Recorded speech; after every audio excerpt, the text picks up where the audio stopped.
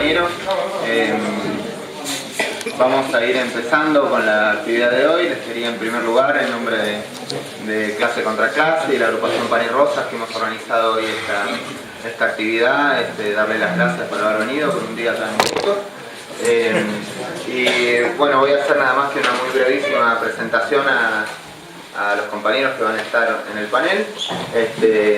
Bueno, por un lado está Santiago Lupe, un compañero de Clase Contra Clase de Barcelona, quien ha venido también especialmente hoy para la charla, después de haber participado junto con Cristian ayer en varias actividades que se hicieron en Barcelona. Y bueno, el invitado especial que tenemos hoy con nosotros, Cristian Castillo, compañero del Partido de los Trabajadores Socialistas de Argentina y miembro del Frente de Izquierda de los Trabajadores, que bueno, recientemente en las últimas elecciones en la Argentina, como parte del FIT, fue electo diputado provincial en la provincia de Buenos Aires y está participando de una gira internacionalista en distintos países, y entre ellos el Estado español.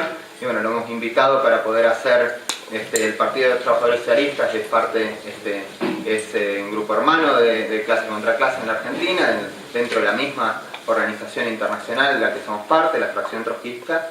Y bueno, hoy en esta charla lo hemos invitado para que pudiera estar y que pueda compartir con ustedes un poco lo que es la experiencia que se da en el FIT y su evaluación también hasta ahora del viaje que se ha hecho en Europa. Y la idea sería poder hacer un periodo de exposición con los compañeros y después abrir una ronda de preguntas y de debate, y al finalizar todos los que quieran también se pueden... Estamos realizando desde los diferentes grupos de la FT en Europa. Luego el compañero pasó también por Gran Bretaña y tuvo reuniones con diferentes sectores de la extrema izquierda británica. Ha estado en Alemania participando en una charla que organizó nuestro grupo hermano Río junto con otras organizaciones de la extrema izquierda en Berlín. Ha pasado también por Toulouse, ahora está aquí, estuvimos ayer en Barcelona en la charla, hoy aquí en Madrid, va a marchar después a Grecia el domingo. Ahí tiene una charla que organiza Antarsia y posteriormente volverá a Francia, donde tiene, además de otras charlas y actos públicos, reuniones con algunos sectores de la extrema izquierda, ¿no?, de este país. Un poco la gira de Cristian Castillo por Europa es una gira que trata dar a conocer o transmitir la experiencia del FIT precisamente en un continente que está siendo el epicentro de la crisis capitalista, ¿no? Uno de los lugares donde, sobre todo, con diferencias, ¿no?, entre unos países u otros, pero es uno de los lugares más golpeados, donde los sectores populares estamos sufriendo más duramente los ataques de los distintos gobiernos y la patronal, en nuestras condiciones de vida, incluso, y no solo ahí, sino en derechos sociales, en derechos democráticos, el debate sobre qué proyecto político debemos levantar los explotados para hacer frente a esta lucha, ¿no? Debates que se están sucediendo en todos los países, también aquí en el Estado español, sobra decirlo, que incluso en estos últimos días ahí se están saliendo diferentes iniciativas que igual no son el objeto de esta charla, pero bueno, en ese marco nosotros creíamos que la experiencia del Frente de Izquierda y de Trabajadores merecía también ser conocida por la izquierda europea, porque es un frente formado por tres partidos que se reivindican del trotskismo: el Partido de Trabajadores Socialismo, del que forma parte Cristian, el Partido Obrero, Izquierda Socialista. También lo integran el FIT, sectores de trabajadores del sindicalismo de base, de aquellos trabajadores que están siendo parte de ese fenómeno en muchas fábricas y gremios de Argentina, y que es un partido que ha demostrado, es un frente que ha demostrado que se puede levantar un programa con demandas transicionales, que se puede plantear una perspectiva de transformación socialista de la sociedad, que no hace falta rebajar el programa para recibir el apoyo de 1.200.000 jóvenes y trabajadores, ¿no? Y que en ese sentido creemos que es una experiencia a tener en cuenta, incluso aquí en el continente europeo y en el Estado español, para pensar qué alternativa a la izquierda revolucionaria, a la izquierda que quiere una transformación revolucionaria de la sociedad, tenemos que empezar a pensar. Y bueno, no me enrollo más, ya paso la palabra a Cristian y luego abrimos el turno de debate. Muy bien.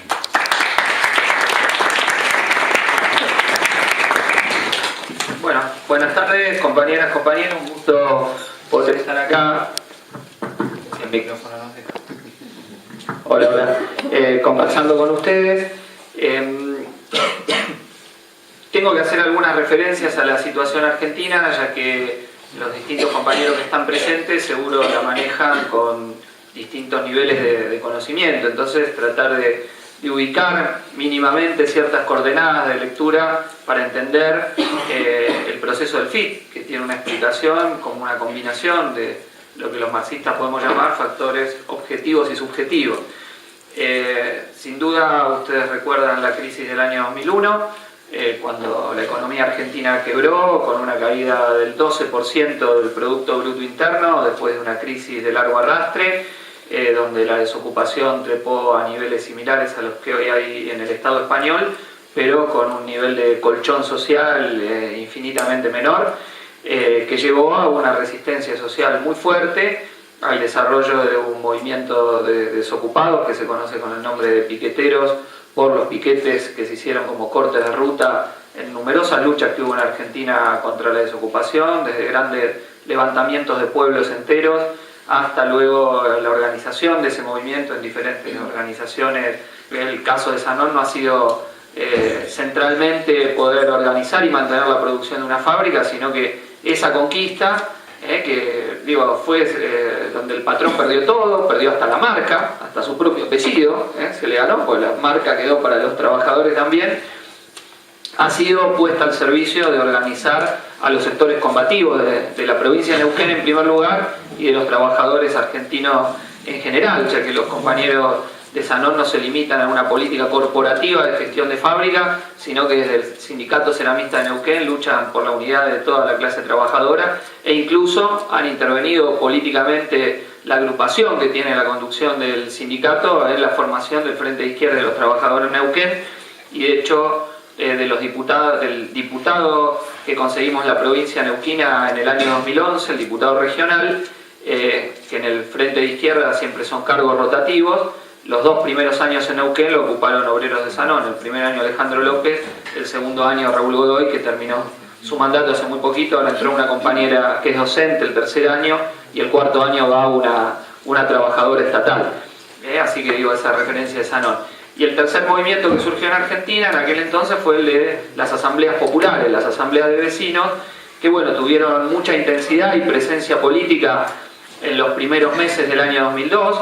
Los políticos burgueses hablaban de que había que modificar la Constitución para incorporar las asambleas populares como forma de democracia más directa. Quizá ustedes recuerden que el movimiento de resistencia en Argentina se identificó con la consigna que se vayan todos, pero bueno, tendió a agotarse esa forma de organización, que algunos compañeros equivocadamente pensaban que era una suerte de soviet. Eran asambleas de vecinos, tenía un elemento de democracia directa, pero no tenían peso social, o sea, no había ahí delegados de los sectores de trabajadores que podían llevar adelante muchas de las demandas que votaban las asambleas populares. Por ejemplo, que viajen gratis los desocupados. Si no estaban los trabajadores del subte o los trabajadores que manejan los buses, era muy difícil poder materializar esa demanda o darle luz gratis a los que no tuvieran trabajo y los jubilados. Entonces, la idea de que la representación social era individual en tanto uno era ciudadano y no en tanto representación de clase, bueno, fue un límite importante que tuvo el movimiento de resistencia en ese momento en Argentina, porque aunque la clase obrera había luchado mucho, la clase obrera organizada, los sindicatos, al gobierno de la Rúa, que fue el que se tuvo que ir en helicóptero por aquel proceso de movilización del 19 y 20 de diciembre del año 2001, con 7 paros generales que se le hicieron en aquel entonces. Sin embargo, en los momentos decisivos no fue así y no jugó un papel central, y luego jugó para uno de los sectores de la clase dominante en los cuales se había fragmentado la propia burguesía, que fue la política de la devaluación del peso, que acá hay sectores que en Europa yo me he encontrado la ven como una enorme virtud, dicen. Disculpen, hablo así porque la ven equivocadamente como si fuera una política virtuosa. Dicen, Argentina salió de la convertibilidad y le fue bárbaro. Sí, pero se olvidan que la devaluación fue un masazo que llevó a una pérdida del poder de compra del salario del 40%. O sea, sí, después la economía creció, pero sobre los hombros de los trabajadores, que se vieron abaratados su precio brutalmente, el costo en dólares, pero bajó brutalmente, y entonces, claro, a la burguesía le convenía de vuelta hacer negocio en base a una fuerza de trabajo regalada. Y el otro elemento que llevó a la salida de la crisis fue un cambio de las tendencias internacionales, donde las exportaciones argentinas multiplicaron enormemente su valor y además fue un ciclo de crecimiento hasta el año 2008, hasta la crisis de la economía mundial, un ciclo que fue llevado adelante por una coalición política heterogénea que tuvo como centro a los políticos del peronismo conservador, el mismo elenco que había sido neoliberal, luego fue el que tuvo el poder real bajo el kirchnerismo de las gobernaciones, de las provincias, de las intendencias, los dirigentes sindicales burocráticos que jugaron un papel muy importante en contener las demandas obreras, que fueron un aliado central de la coalición gubernamental, y un tercer sector, que son sectores de centro-izquierda que se ilusionaron con el discurso gubernamental y bueno, y que le dieron de algún modo la tónica discursiva. En gran parte, muchos habían sido parte de una formación de centro-izquierda que surgió en la década de los 90, que se llamaba el FREPASO, el Frente País Solidario,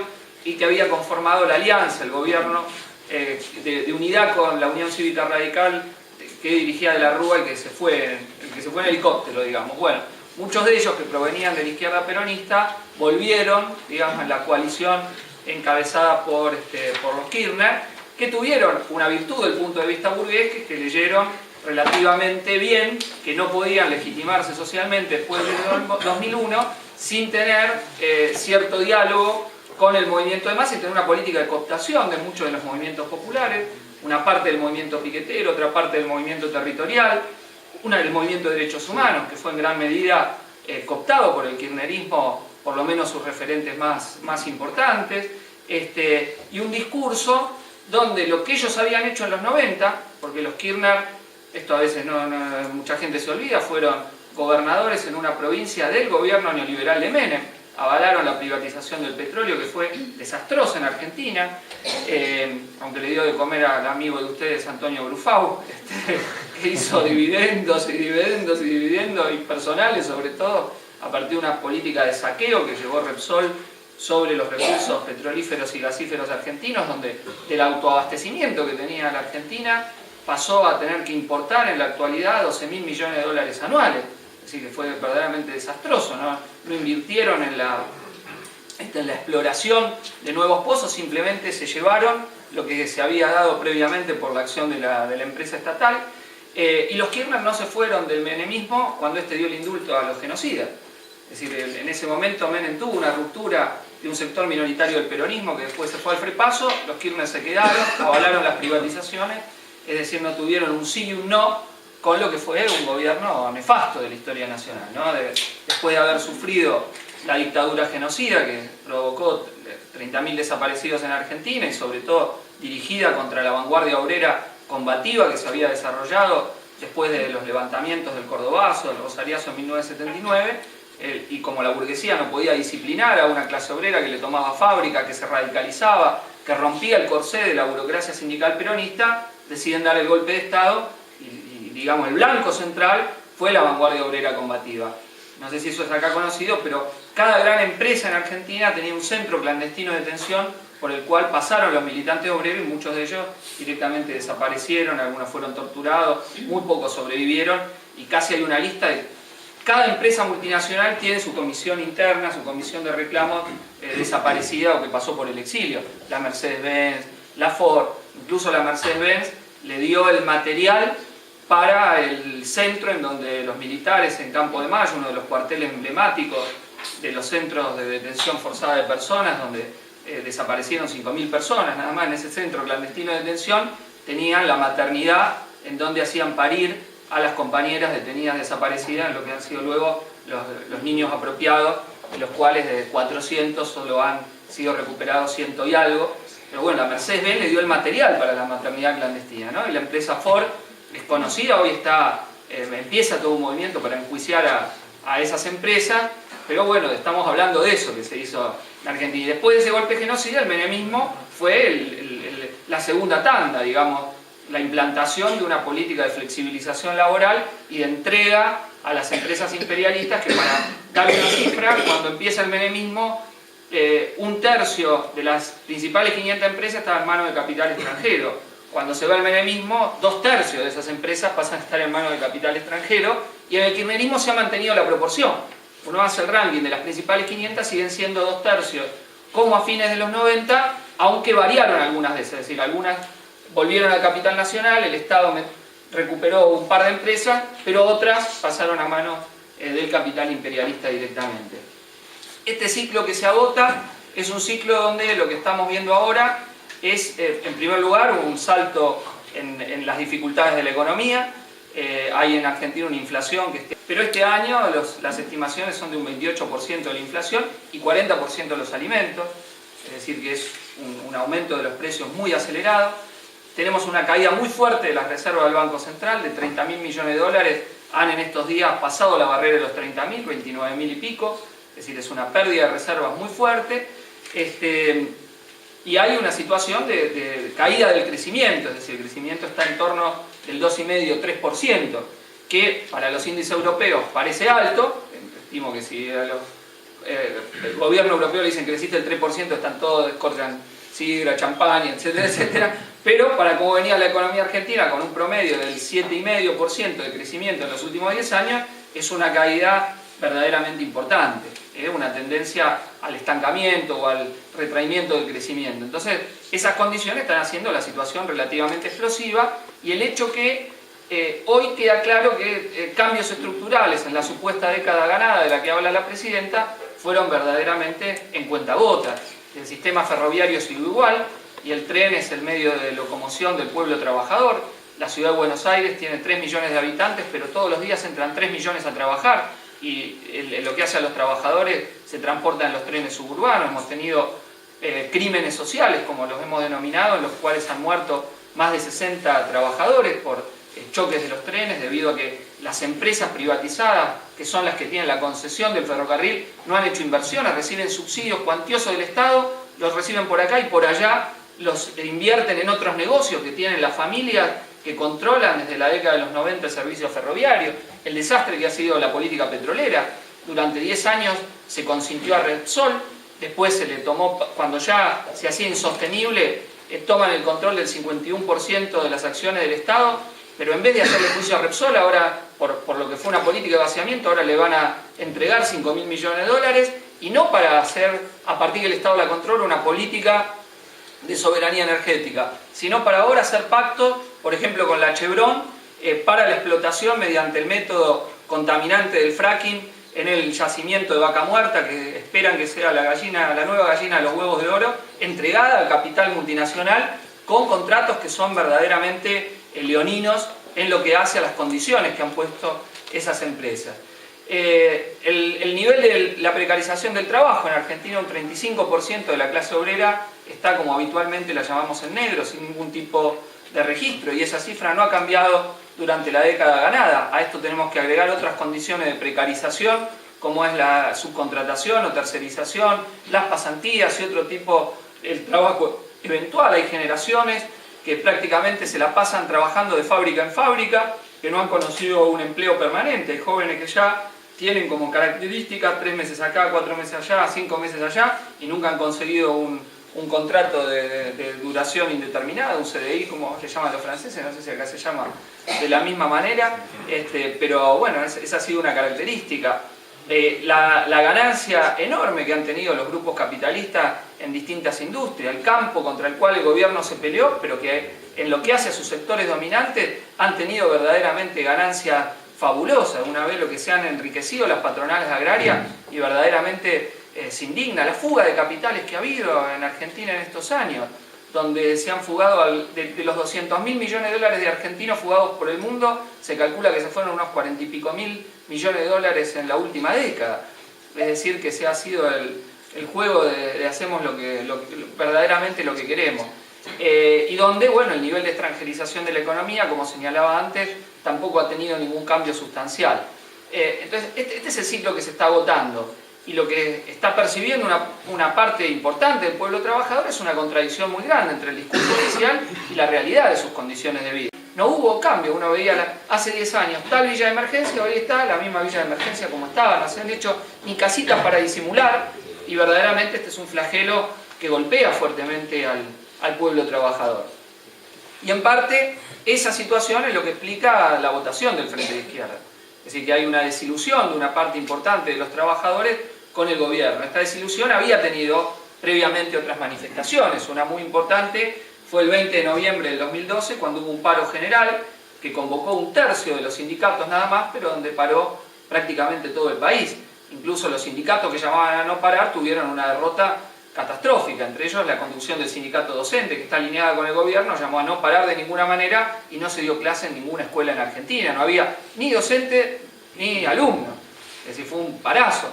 Nosotros estábamos ese día haciendo un piquete en la avenida, la autopista Panamericana, que une la ciudad de Buenos Aires con el norte de la provincia de Buenos Aires, con el norte de Gran Buenos Aires, transitadísima, que muchas veces, como tiene todo un cordón fabril con algunas de las principales fábricas que están de los dos lados de la autopista, cuando hay conflicto obrero se corta.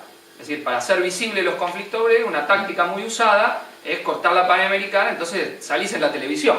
¿Está bien? La televisión no te puede ocultar, como informan del tránsito, ahí te sacan. Entonces, es una táctica que fue muy positiva, porque las empresas pagaban a los programas televisivos tandas publicitarias para que no saquen los conflictos obreros. Entonces no podían aparecer. Entonces el ingenio popular llegó a la conclusión que a la mañana dan el estado del tránsito, cortamos el tránsito y nos tienen que sacar.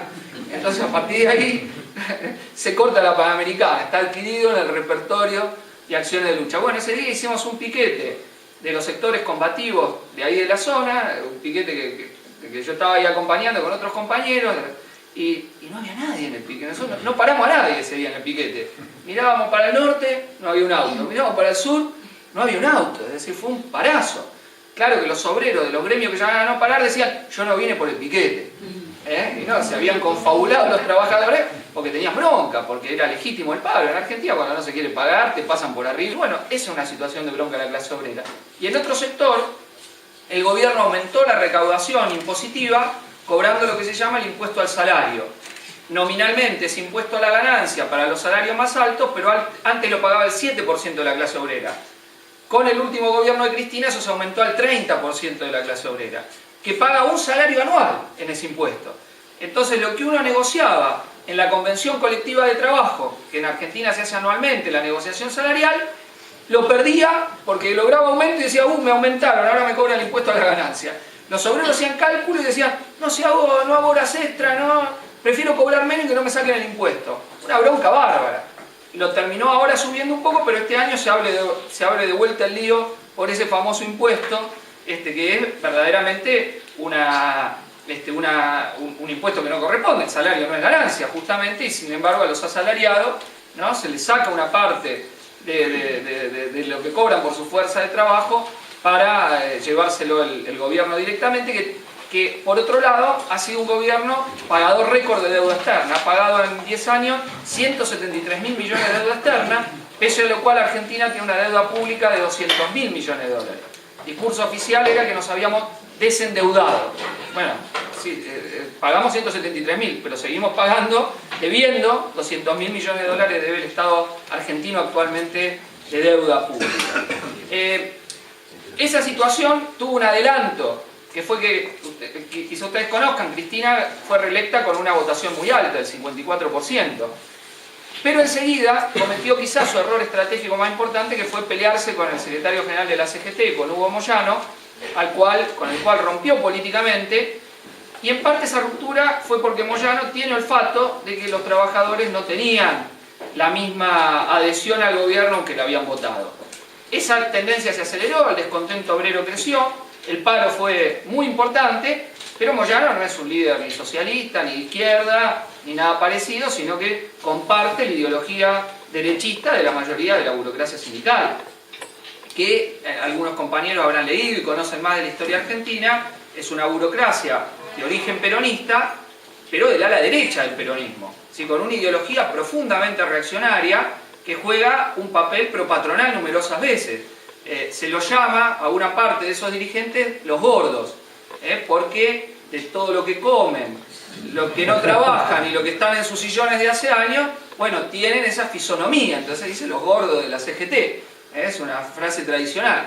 Bueno, esos sujetos, cuando en la fábrica, en el lugar de trabajo, se detecta a alguien de izquierda, negocian con la patronal la echada de los compañeros. Y cuando hay un sector combativo y todo, organizan grupos de choque para romperle la cabeza. En la década de los 70, ese sector alentó lo que fueron las bandas parapoliciales de la Alianza Anticomunista Argentina. Un tipo de fascismo surgido de la burocracia sindical, peculiar, porque en general el fascismo era un movimiento de la pequeña burguesía organizada contra el movimiento obrero, incluyendo los sindicatos y los partidos obreros. En este caso, surge de las entrañas de la burocracia sindical, que con policías retirados, bandas de choque de la extrema derecha, se combinaron para producir 1.500 asesinatos antes del golpe de Estado. Antes del golpe, entre 1973 y 1976, bajo el gobierno peronista, amparados por el propio Estado, y muchos de ellos, de los asesinados, de la izquierda peronista, de la guerrilla, de la tendencia revolucionaria del peronismo, los montoneros, la autodenominada tendencia revolucionaria del peronismo, a los cuales la derecha peronista los mataba, al igual que a todos los militantes de izquierda, y en particular los militantes obreros que cuestionaban en la fábrica el poder de la dirección sindical. Eso no es simplemente cosa del pasado, y el método de usar grupos de choque es un método que para ellos es habitual, muchas veces reclutado entre las barras de los equipos de fútbol, que allá los llamamos los barras bravas, que tienen contactos íntimos muchas veces con las burocracias sindicales o con lo que llamamos los punteros peronistas, los que tienen el control del territorio, lo manejan, y cuando hay alguien de oposición también recurren a la violencia física para tratar de correrlo del lugar y no permitir el ejercicio de la oposición política ni a la izquierda ni a nadie en general, ¿no? Es el método habitual que tienen. Bueno, esta burocracia sindical en parte está adepta al gobierno, en parte es opositora, pero juega en la interna del peronismo. Juega en la interna del peronismo. Hoy en Argentina hay 5 centrales sindicales, 5 grupos, 3 que provienen de la CGT, la que lidera Hugo Moyano, la oficialista que se llama CGT Balcarce, la calle Balcarce es la calle de la Casa de Gobierno, entonces se los carga así, que son la CGT oficial, la que dirige el gobierno, y otra que tiene un burócrata que se llama Luis Barrio Nuevo, que es de la peor porquería que ustedes se puedan imaginar. Y la CTA, la supuesta central alternativa, se dividió en 2, un sector pro-gubernamental que lidera Hugo Yasky y un sector opositor que encabeza ahora Pablo Micheli. Son 5 centrales. En ese marco, la izquierda venía teniendo un crecimiento muy importante en conquistar lo que en la estructura sindical argentina son las comisiones internas y los cuerpos delegados. La estructura sindical argentina es diferente de la española y la de otros países europeos. No es una estructura de confederaciones que pelean la representación en la fábrica, sino el sindicato madre es uno para la rama y las comisiones internas pertenecen al sindicato y los cuerpos delegados, ¿está bien? Ese es el tipo de estructura que hay. Aunque hay 5 federaciones, no es que cada federación tiene un sindicato en una fábrica, no. Cada sindicato lo controla una federación. Por ejemplo, los docentes están en la federación de Yasky, los empleados públicos en la de Micheli, la Unión Obrera Metalúrgica en la federación que controla Caló. Y cada uno de esos sindicatos tiene representación por fábrica. Esa representación por fábrica, cuando la tiene la burocracia, es un órgano de vigilancia de la burocracia y la patronal sobre los trabajadores. Pero es el órgano sensible, que primero se puede quebrar y dar vuelta. Por eso en la década de los 70 fue la base donde la izquierda avanzó y de lo que en Argentina fueron las coordinadoras interfabriles, que fueron un factor muy importante previamente al golpe de Estado. Y hoy también han sido los organismos más sensibles. Es donde primero la izquierda combativa, clasista, anticapitalista hemos avanzado en ganar nuevas posiciones en el movimiento obrero. Entonces, ese avance basado, digo, en un protagonismo en la lucha, porque la pelea por la tercerización ferroviaria terminó en una victoria, a un costo. Lo mataron a Mariano Ferreira, eso fue un hecho, pero 3.000 ferroviarios pasaron a planta permanente en una lucha dada contra la burocracia sindical, por compañeros que no tenían fueros sindicales. Es decir, que organizaron parte de la lucha de tercerizado y se triunfó. La izquierda estuvo a la cabeza de la pelea de Kraft, y así en numerosas peleas del movimiento obrero durante estos años, donde mientras los burócratas contenían a las bases obreras para que la recuperación salarial fuera limitada y para no hacer luchas de conjunto, porque no ha habido ninguna lucha contra la precarización laboral en Argentina, y la central sindical, si no está para unificar a la clase obrera, no se entiende para qué está. Es como que no hubo CGT, cada gremio negociaba por la suya, es decir, lo que podía conseguir de aumento, y listo, pero no había un pliego de reclamo del conjunto del movimiento obrero. Bueno, la izquierda se hizo visible en esas luchas de los trabajadores, los ferroviarios de izquierda denunciando lo que era el servicio ferroviario, y cuando se produjo el crimen social de Once, el prestigio fue de quienes habían denunciado todo esto, luchando en el subte, donde hay un sindicato independiente que dirigen en parte kirchnerista y donde la izquierda tenemos una minoría del 35%, pero que es un sindicato que consiguió las 6 horas de trabajo para todos los trabajadores del subte en Argentina y terminar con las 7 empresas subcontratistas, y que hoy todos los trabajadores que están en el subte sean de la empresa y tengan el mismo convenio. y no el convenio de las empresas subsidiarias que los llevaba también a cobrar la mitad del salario. Una gran lucha que hizo conocidos a los compañeros del subte, que se los conoce como los metrodelegados. Y entre ellos uno de los referentes, un compañero nuestro, Claudio L. Carbonara, uno de los más luchadores de una de las líneas del subterráneo, que fue nuestro candidato a senador del Frente de Izquierda en la ciudad de Buenos Aires, nuestro primer candidato a senador y que obtuvo una votación importante. Entonces, el Frente de Izquierda se fue construyendo en estos años a la izquierda del kirchnerismo.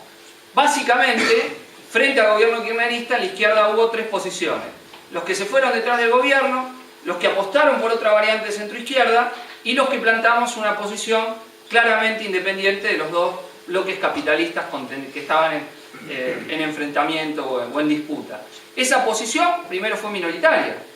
No es que dijimos y la gente... No, había confianza en el gobierno preponderantemente y las clases medias apostaban por la oposición. Entonces nosotros nos mantuvimos en una posición independiente, peleando en parte contra la corriente, pero sembrando entre los trabajadores contra la burocracia sindical y marcando un campo político, marcando un tercer campo político.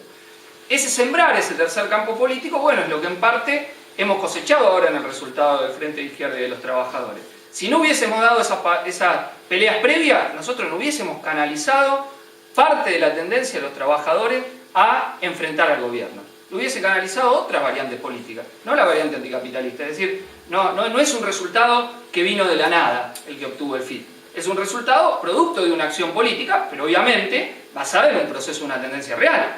Es decir, si no estaba la tendencia real y la gente estaba toda, este gobierno es lo más grande que hay, aunque nosotros hagamos los mejores spots publicitarios, nos peinemos, nos afeitemos, de eso, lo que sea, es evidente que no. O sea, tiene alguna tendencia objetiva de enfrentamiento de los trabajadores. Pero eso no lleva automático a que se referencie en la izquierda anticapitalista. Si uno no construye esa referencia previamente, cuando se da ese proceso, es canalizado por otro lado. ¿Se entiende? Eso es importante de captar. Entonces, nosotros hemos tenido una política activa para lograr insertarnos en el movimiento obrero. ¿Se entiende? Cuando hablo de movimiento obrero, hablo del conjunto de los asalariados que se ven obligados a vender su fuerza de trabajo. He escuchado también, discutiendo con algunos compañeros, dicen, ahora no hay más clase obrera y precariado. ¿Y desde cuándo el obrero precario no es obrero?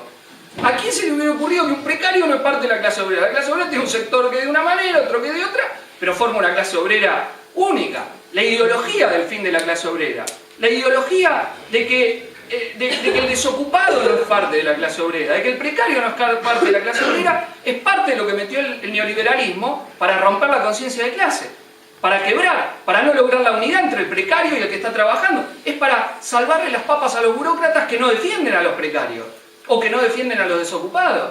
Entonces es hacerle el juego, decir, no, yo estoy con los precarios y el que está en el sindicato no me meto. No, justamente la clave de la fuerza de la clase obrera está en lograr su unidad, en superar la fragmentación que el capital introduce. Pero eso requiere una posición política de unidad. Si en la fábrica cuando echan los eventuales no se los defiende, entonces uno está haciendo lo mismo que la burocracia sindical. Si los parados están parados y los sindicatos no lo tratan de organizar, entonces uno se adapta a ese lenguaje y a ese discurso del fin de la clase obrera. Bueno, esa fue una batalla ideológica y política. Cuando en Argentina empezó la retomada económica, bueno, algunos tuvimos la voluntad política de entrar con todo en la fábrica, y entramos, y otros se quedaron hablando de que el conflicto no estaba más en la fábrica, y no estaban hoy en la fábrica. Es decir, quien no tiene la convicción de ir a la clase obrera, cuando la clase obrera empieza a luchar, no improvisa. O había compañero ahí, o no había. O había inserción, o no había inserción. O sea, a partir de esa inserción es que pudimos jugar un rol cuando el movimiento obrero empieza a dar lucha. Y para darle algunos datos, el Frente de Izquierda obtuvo 1.200.000 votos en todo el país, es un poco más del 5%. Eso nos permitió sacar 3 diputados nacionales, un cuarto lo sacamos legítimamente y nos lo robaron con un fraude, y varios diputados en los parlamentos regionales, entre otros casos, en mi caso, en la provincia de Buenos Aires, que es la provincia más grande del país, para que grafiquen más o menos el tamaño de 2 Alemanias enteras. Eso es la provincia de Buenos Aires. Nosotros logramos la diputación en una de las zonas más pobladas. El núcleo de donde está el peronismo, la zona sur, más La Matanza, que es el distrito más popular del Gran Buenos Aires, en donde sacamos el 6 y algo % de los votos, y con eso llegamos a lograr un diputado en el Parlamento regional. En algunas provincias tuvimos cifras muy altas. En la provincia de Mendoza, el quinto distrito electoral del país, el 14% de los votos, 5 diputados manda Mendoza al Parlamento Nacional, 3 fueron radicales, 1 del peronismo que gobierna la provincia y 1 del Frente de Izquierda. En Neuquén, donde está Zanón, sacamos el 11% de los votos, el 8% en Córdoba. En algunos distritos de la provincia de Buenos Aires también, 8, 9%, 7, 7,5%, en Ensenada, en La Plata. Es decir que hemos tenido una votación extendida nacionalmente, no concentrada en un distrito que uno dice, bueno, ahí lograron un buen candidato, entonces un poco de carisma, alguien que habla bien, que lo conocen de ser tertuliano en los programas de televisión, algo por el estilo, y saca votos. No, nosotros expresamos un fenómeno político que más allá de tener mejores o peores candidatos, y en general creemos que hemos tenido lo mejor que podía expresar el Frente de Izquierda, se ha visto como tendencia a un fenómeno político. Ese fenómeno político, insisto, no fue tampoco que apareció una sigla de golpe. Ahí los referentes de la izquierda trotskista en Argentina juegan un papel en la vida política. No solo los compañeros referentes del sindicalismo de base, como el compañero Claudio Le Carbonara, Raúl Godoy, el Pollo Sobrero de Izquierda Socialista, mi compañero de CRAF, Javier Hermosilla, que son referentes conocidos. Cuando se hace una elección interna en CRAF, para que ustedes tengan una idea, los diarios sacan elección en CRAF. Cuando la ganamos la primera vez, el diario La Nación sacó en su tapa, los trotskistas ganaron la elección de la fábrica Kraft, tiene 2.500 trabajadores, es decir, que son fenómenos seguidos por la burguesía. Los editoriales de los diarios burgueses sindicales dicen ahora los trotskistas van por el sindicato de la alimentación, no pasará mucho tiempo que lo ganen. Se ve ahí, discute la burocracia una reforma sindical, porque el promedio que está un dirigente burocrático en su cargo de secretario general es 28 años y 3 meses. Es decir, que es vitalicio, por decirlo menos. Se entiende por qué le dicen los gordos. Bueno, ven que eso es medio insostenible, que eso crea condiciones para que avance la izquierda combativa. Entonces digo, tenemos a presencia también el movimiento de derechos humanos, tenemos compañeros destacados, hemos denunciado el espionaje ilegal del gobierno, la persecución judicial que se hace contra los luchadores obreros. Tenemos 5.000 procesados hoy por luchar en Argentina y algunos han sufrido una condena muy importante, como los petroleros de Las Heras, que en primera instancia han sido condenados, 4 de ellos a cadena perpetua, porque en un levantamiento obrero muere un policía y los acusan a ellos en un juicio que parece el de Sacco y Vanzetti por las mentiras y las maniobras hechas por parte de la justicia patronal de la provincia de Santa Cruz. Hoy están libres hasta que quede el fallo definitivo, pero hay una primera condena de perpetua y, entre otras cosas, apelamos a todos los compañeros en el Estado español a que tomen esta causa de la absolución de los petroleros de Las Heras. Bueno, hemos tenido una participación en ese terreno, en el debate político-intelectual. Es decir, la izquierda es una referencia política en Argentina, la izquierda anticapitalista, insisto, porque el término izquierda es un término ambiguo, puede haber distintos sectores, pero hoy se ha impuesto. Hoy cuando se habla de la izquierda se habla de los troscos en Argentina. Es así. No es que los otros han quedado relegados, no es que no hay otros sectores, hay, pero los que están con el gobierno han quedado totalmente diluidos. Y los que se han ido a otras variantes centroizquierda quedaron marginalizados. Se da la siguiente paradoja. Todos los que decían que el FIT era sectario son los que quedaron marginalizados. Y el FIT, que planteó una alternativa a independencia de clase, es el que avanzó entre los trabajadores. Yo les quería leer algunas de las definiciones del programa del Frente de Izquierda, que me parece importante, porque no es solo decirlo, sino lo que está. Sobre esto se constituyó la intervención electoral este año. Dice, como primera definición, el Frente de Izquierda de los Trabajadores, constituido a principios del año 2011, lucha por la independencia política de los trabajadores contra los distintos bloques capitalistas que expresan el gobierno, sus opositores patronales y las diferentes variantes de la centroizquierda. Lo hace en base a un planteo obrero y socialista y de independencia de clase, levantando un programa para impulsar la movilización política de los trabajadores y sectores explotados contra el gobierno, las patronales y su Estado. El Frente de Izquierda se presenta como una referencia política para quienes luchan por la independencia de los sindicatos y la expulsión de la burocracia sindical y sus patotas, y por la independencia de todo movimiento popular del capital y su Estado. Entre las demandas levantamos salario mínimo igual al costo de la canasta familiar, indexado periódicamente según el aumento real del costo de vida, reparto de las horas de trabajo con igual salario para terminar con la desocupación, prohibición de despido y suspensiones, basta de tercerización, todos a planta permanente con vigencia del convenio más favorable, abajo las leyes flexibilizadoras, expropiación definitiva sin pago de Zanoni y demás fábricas recuperadas, no al pago de la deuda externa, desconocimiento de la deuda del Club del País, plata para salario, trabajo, educación y vivienda no para la deuda, reestatización de todas las privatizadas bajo control, administración y gestión de trabajadores y usuarios, por la expropiación de la oligarquía terrateniente, los grandes pools de siembra, así como de los monopolios cerealero, aceitero y frigorífico, por la nacionalización de la tierra, comenzando con la expropiación de los 4.000 principales propietarios, respetando los derechos de los campesinos pobres, pueblo originario y pequeños chacareros que no exploten mano de obra asalariada, defensa de la educación y la salud pública y gratuita. Bueno, salteo otros puntos. Fuera la burocracia de los sindicatos, por la independencia de los mismos del gobierno y del Estado, por el derecho al aborto legal, seguro y gratuito, anticonceptivos para no abortar, aborto legal para no morir, por los derechos de la mujer trabajadora, por el desmantelamiento de las redes de trata, igual trabajo, igual salario, por el socialismo internacional. Bueno.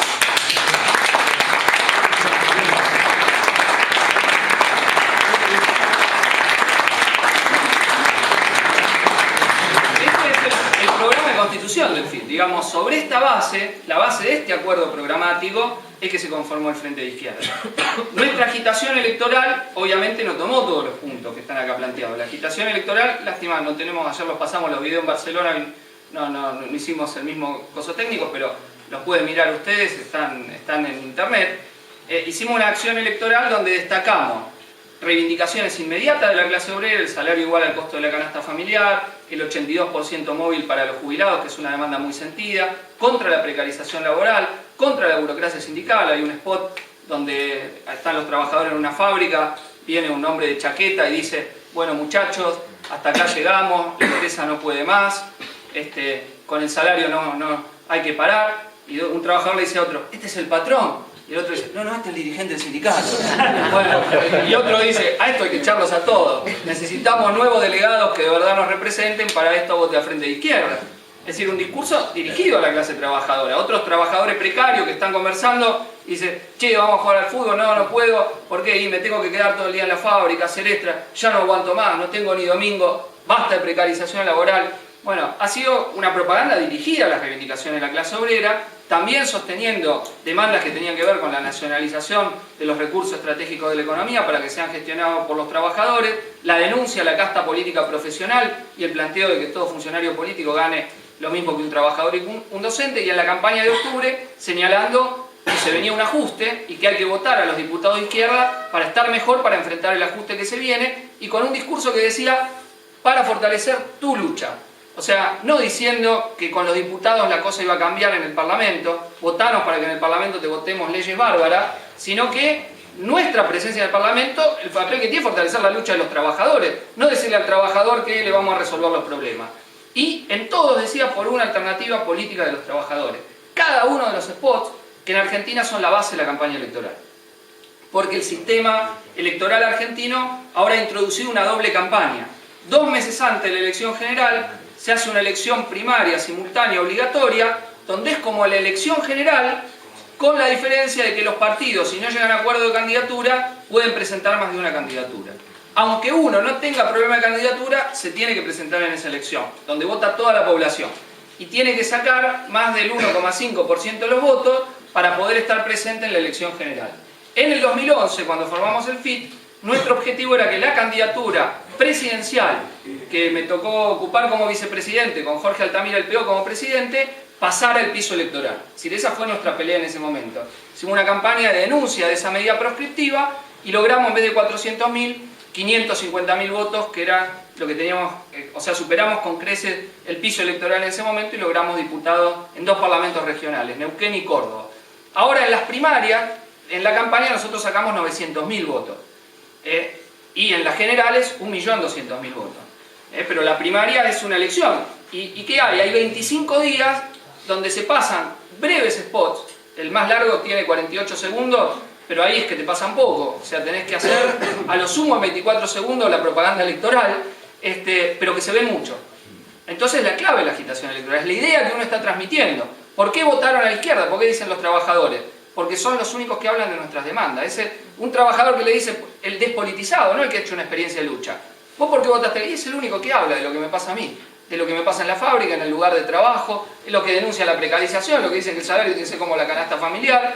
Ese ha sido parte del apoyo que nos han dado. Porque la izquierda es coherente, porque está en las luchas obreras. El que pasó por una lucha es, en las luchas la izquierda está, si ahora tiene diputado, va a ser mejor para la lucha que tengamos. Franja minoritaria, pero importante, significativa ha votado al Frente de Izquierda, con algunas cifras que no conocíamos desde los tiempos que allá llamamos preperonistas, es decir, desde antes que el peronismo ganase la mayoría del movimiento obrero. Entonces, este es un proceso político y con un aditamento especial. Muchos de esos trabajadores militaron activamente la campaña.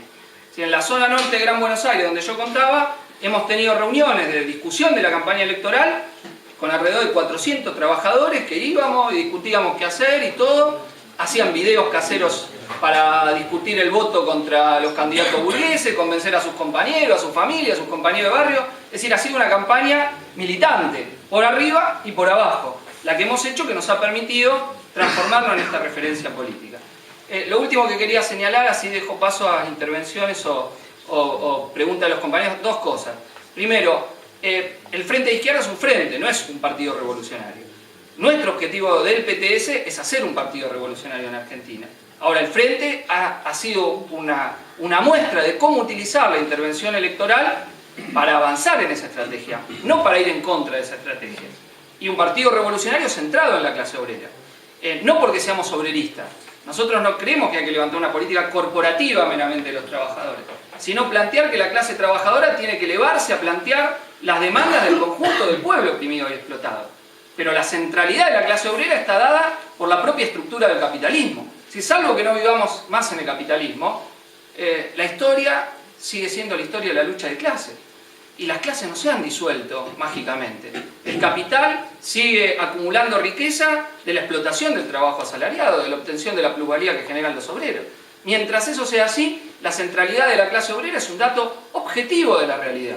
No plantearse, centrarse en la clase obrera significa dejar de lado a la fuerza social potencial con más capacidad de ataque al capital. Esa ha sido la lección histórica también. No hemos visto una sola expresión de caída del capitalismo si no ha habido su expropiación, si no ha habido la movilización de las masas. Y cuando los grandes protagonistas fueron los campesinos de esas revoluciones, tuvieron que tomar el programa del proletariado y expropiar a la burguesía, no quedarse meramente en una reforma agraria. Entonces, en medio de la crisis capitalista que nosotros vivimos, esta clarificación es cualitativamente relevante. Va más allá de haber obtenido votos. Hay otras fuerzas de izquierda que han obtenido votos, coaliciones, frentes, etcétera, etcétera. Pero se propone gestionar el capital. Syriza puede llegar al gobierno en Grecia y va a ser un desastre. Va a explotar por el aire. Va a ser una muestra de impotencia absoluta. Su programa de control, un poquito por acá, lo va a hacer la derecha, o la va a hacer Syriza o las masas le van a pasar por encima. Porque efectivamente, en una crisis de esta envergadura, administrar el capital es lo peor que se puede hacer.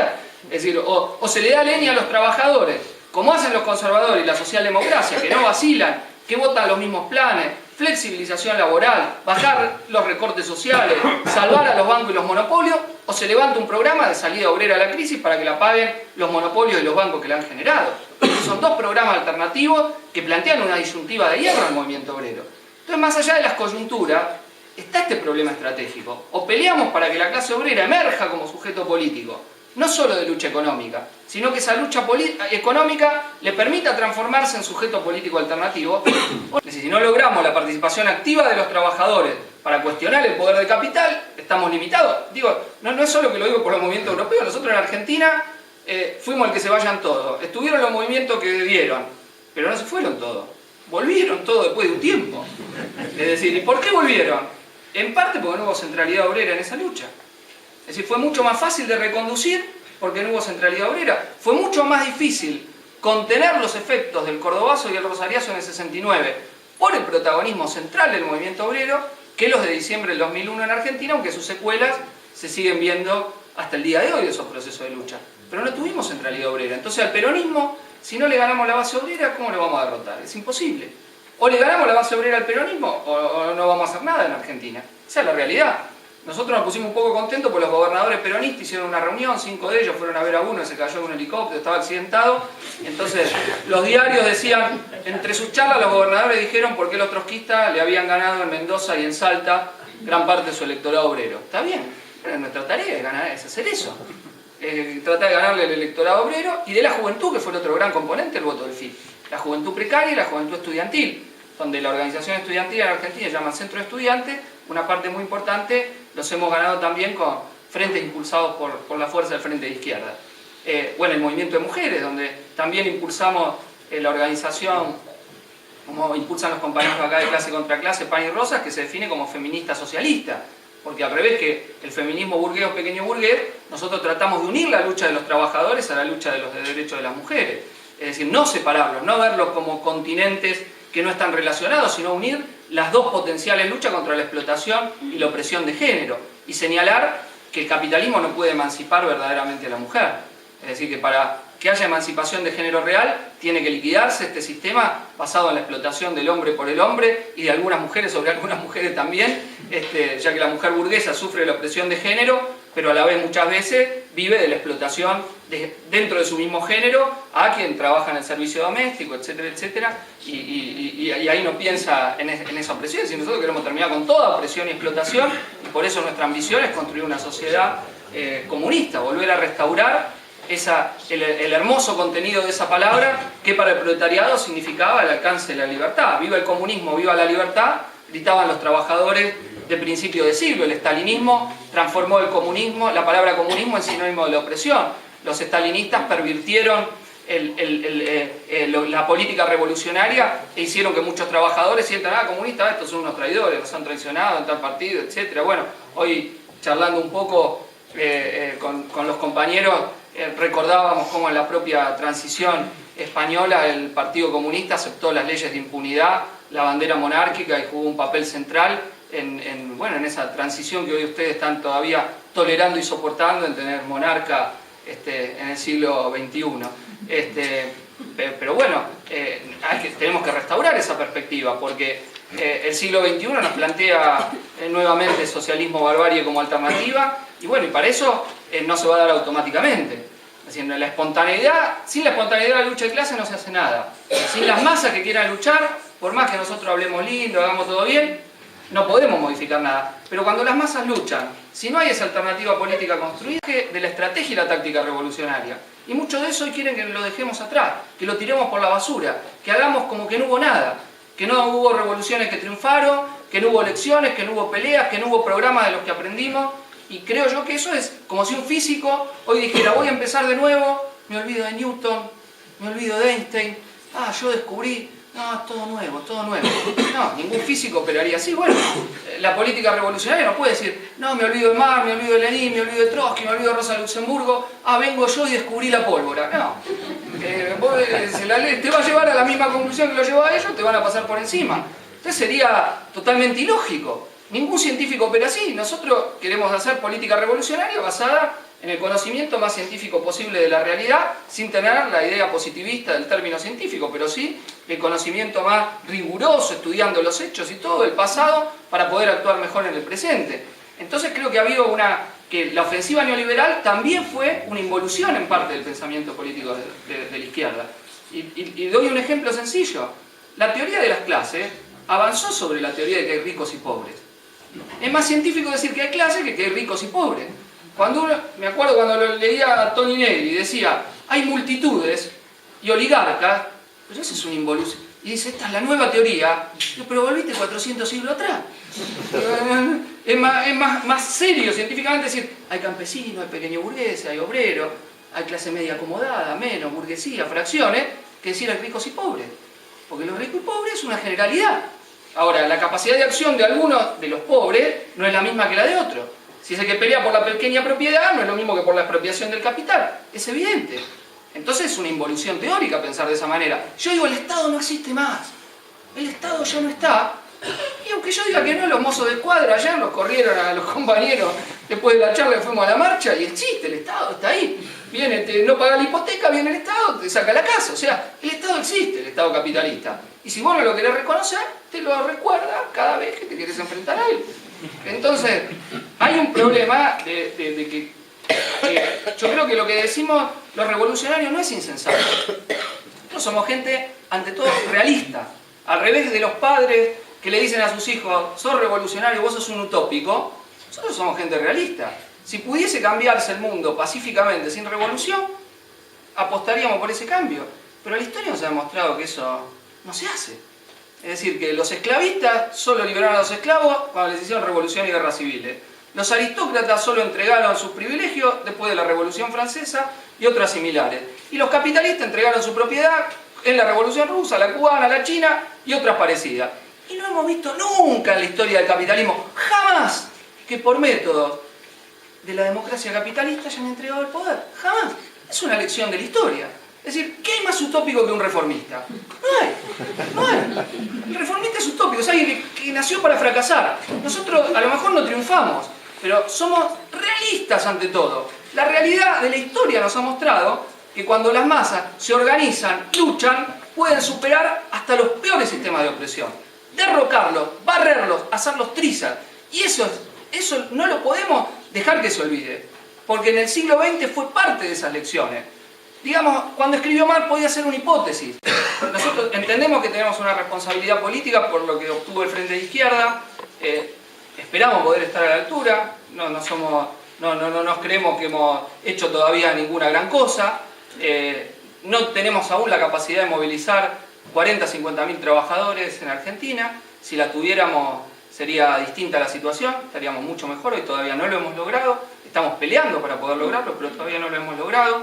En el caso de nuestra organización, llegamos a la campaña electoral con 1.500 militantes. Hoy hemos incorporado 1.000 nuevos compañeros a nuestro partido, que entre ellos un 30 y pico % de obreros industriales, que consideramos una conquista, compañeros que militaron con nosotros en la campaña electoral, pero todavía somos una organización política minoritaria, que tiene el mérito de estar en algunos sectores destacados de la clase trabajadora y querer profundizar eso, de querer organizar a la juventud, de no tener una visión nacionalista. Por eso mi viaje por Europa es parte de una concepción internacionalista de querer discutir, dialogar, conversar con compañeros que están luchando por lo mismo que nosotros en un continente donde hoy hay una gran pulseada entre el capital y el trabajo, que por ahora está ganando el capital, pero donde yo estoy seguro que va a haber rebeliones y levantamientos, inevitablemente. Esto no es gratuito. El capital puede pensar que está tranquilo. En Argentina opinaba que estaba tranquilo, y de la Rúa un día hizo un discurso pensando que se podía hacer cualquier cosa y dijo: a partir de las 7 de la tarde, estado de sitio. Habló por televisión. Bueno, salió todo el mundo a la calle. Pasó el vaso, fue la gotita que derramó. Salió todo el mundo a la calle, al otro día se tenía que ir en helicóptero. Parte del capital europeo está actuando de la misma manera. Se cree que pueden obscenamente sacarnos todo, barrernos, y un día se van a pasar de la gotita y le van a salir cientos de miles a las calles. Ya salieron en Egipto, pero no tenían alternativa política. Se puede dar paso de construir alternativas políticas en los distintos países y, en perspectiva, plantearnos la refundación de una internacional revolucionaria que pueda jugar un papel superior, que seguramente será proceso de discusiones, de fusiones, de tendencias, nuevos fenómenos, procesos, etcétera, pero que esperamos, nosotros sí tenemos la voluntad política de poder intervenir y aportar a ese proceso.